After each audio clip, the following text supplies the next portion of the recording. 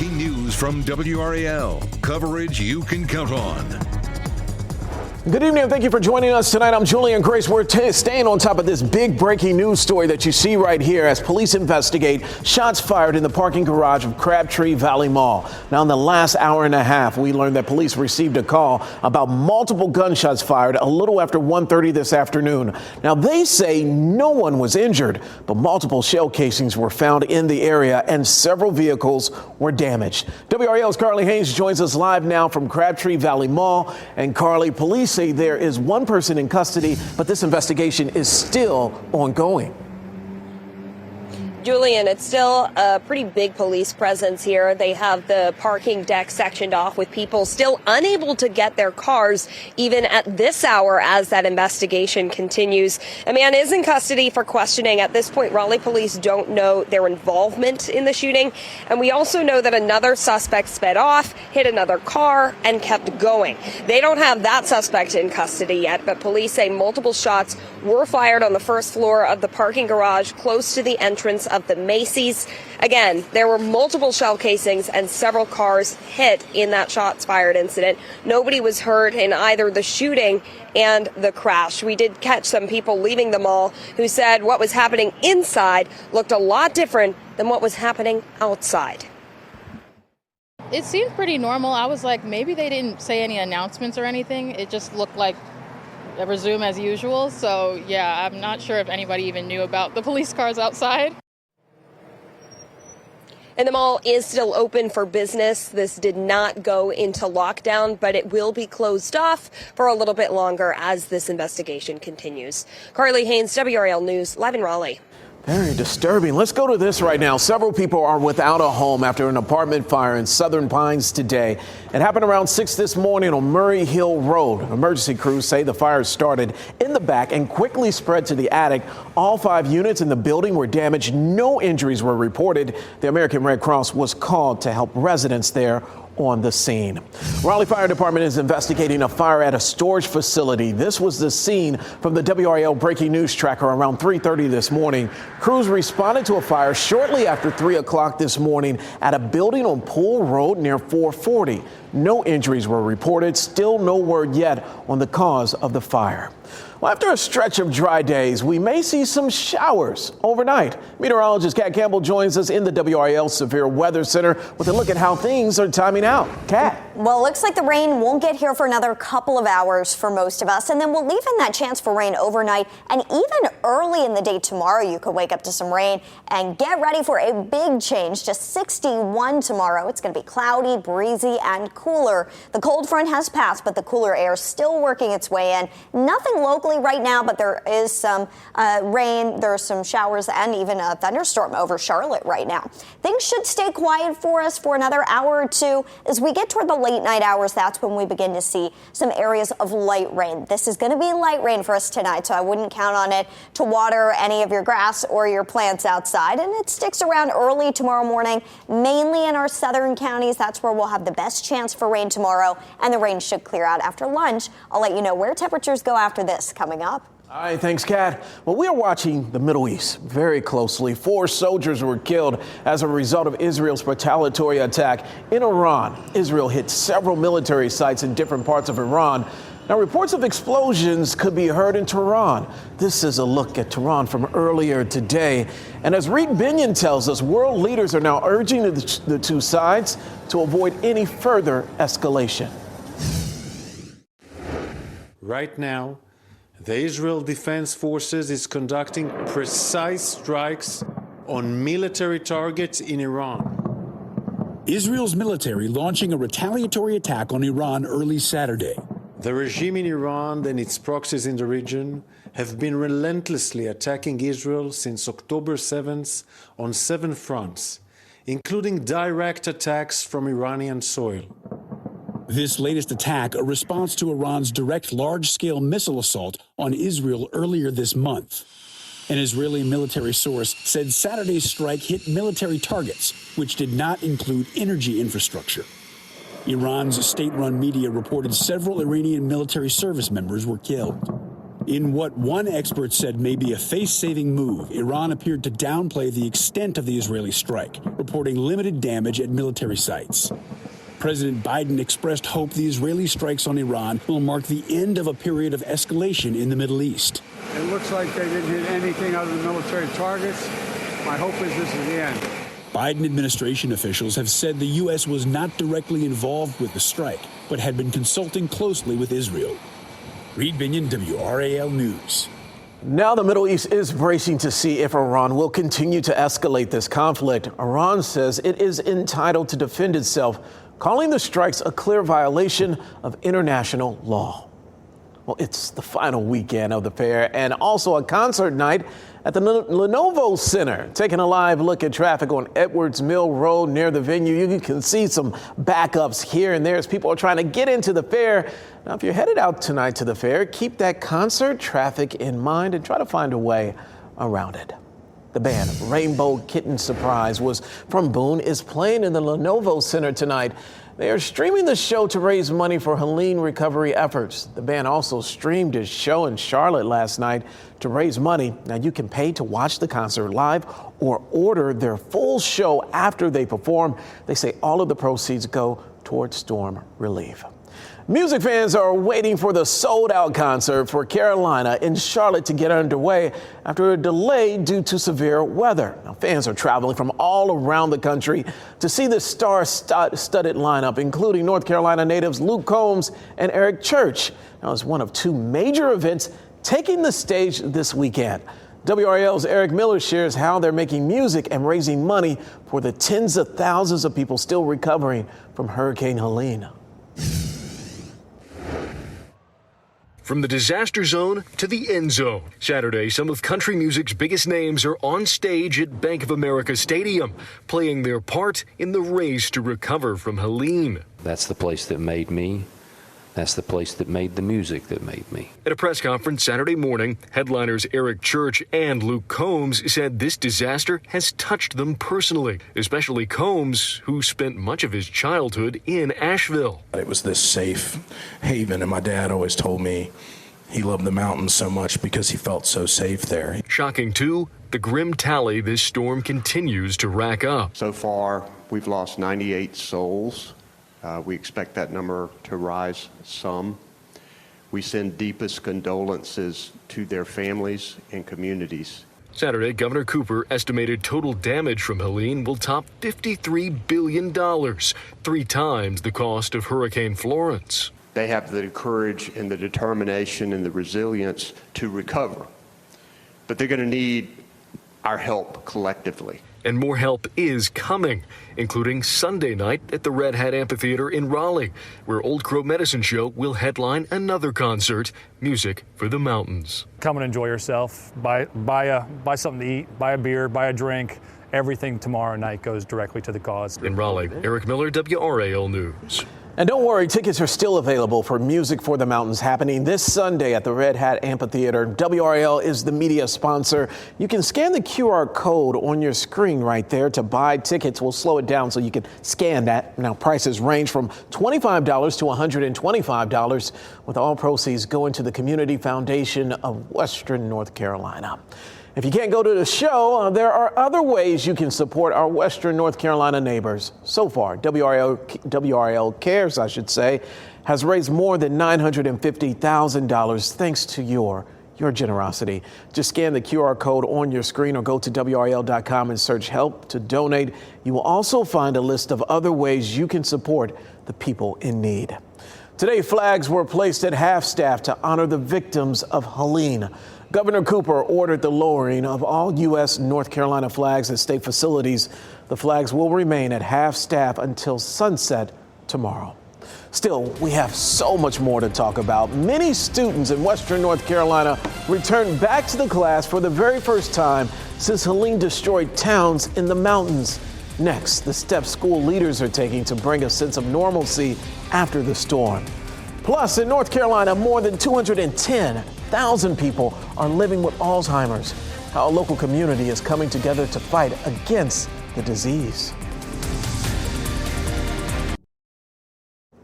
Welcome back. Thousands of students returned to school in western North Carolina for the first time since Helene devastated the region. Power, internet, and water were back up and running at all 45 schools in Buncombe County.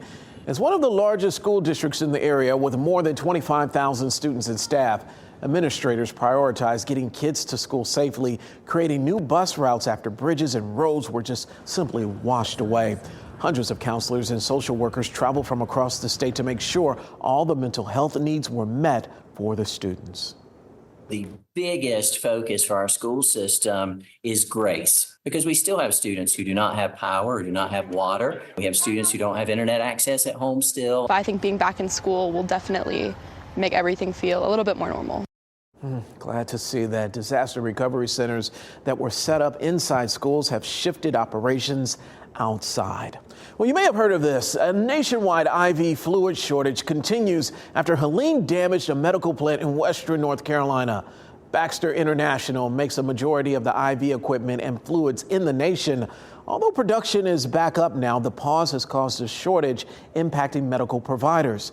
They are using other strategies like drinking electrolytes and other alternatives to make sure people get the adequate care they need. What that's leading to is the postponement of elective surgeries, especially those that are IV intensive. Luckily, the medically emergent surgeries, trauma, chemo, things like that, haven't been affected, but that is the concern. Suppliers and hospitals say everything should be back to normal at least by Christmas.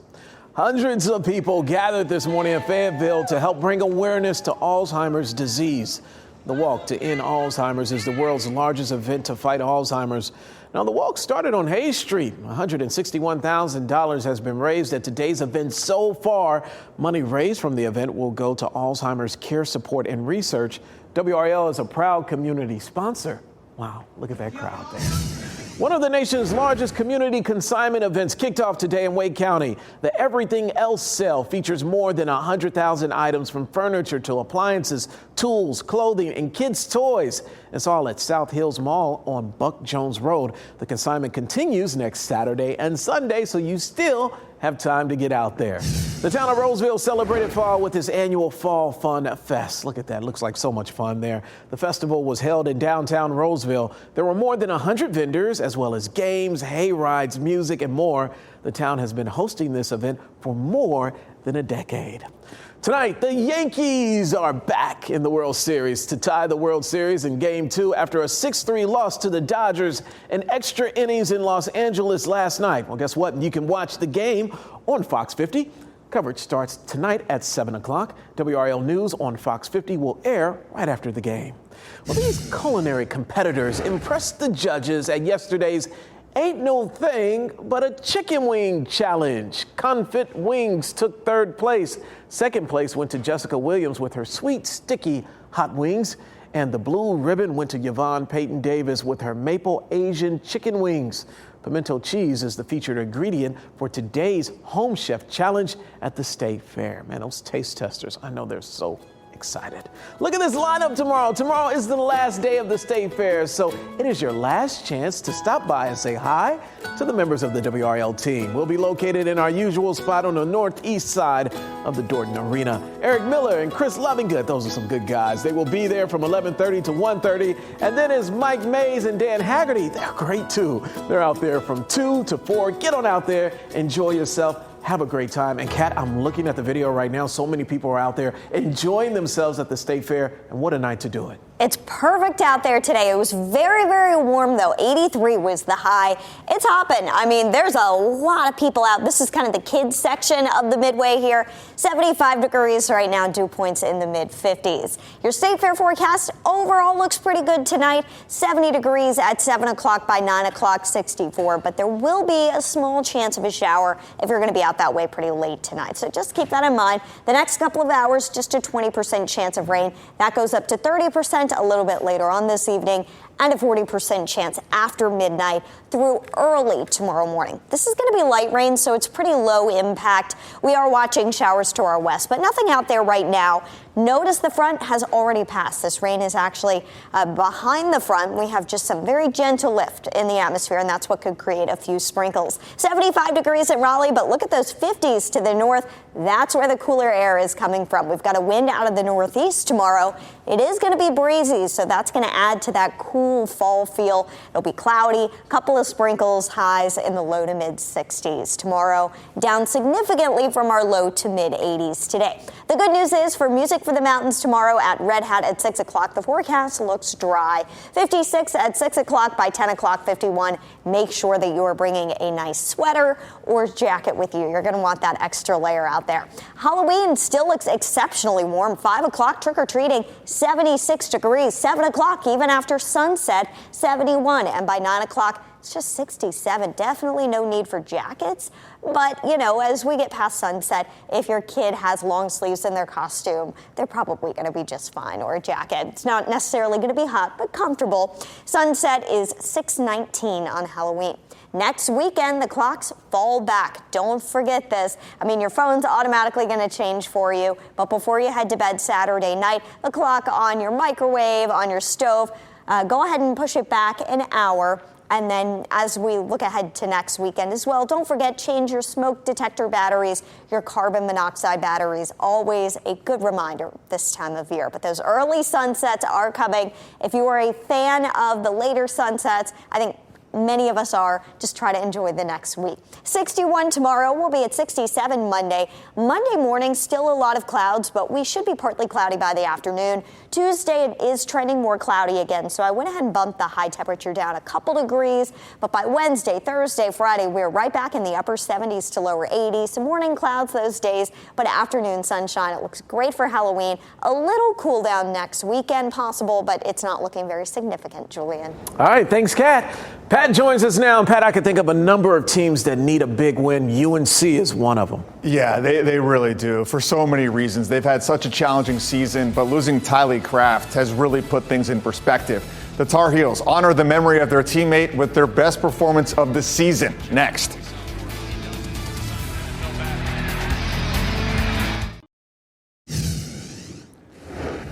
Last weekend, UNC was celebrating the life of Tylee Kraft. Now, the funeral is over, but he is still with the team. Every game, a different player will honor Tylee by wearing his jersey. Virginia paying tribute as well with a sticker on their helmet right alongside the 3 players they lost in a shooting in 2022. Kobe Paisel are wearing the jersey this week, first quarter. Here's the guy who wore it last time versus Georgia Tech, J.J. Jones. Jacoby Criswell finds him on the slant. Jones was Kraft's high school friend, and he breaks free. It's 7-3 Carolina.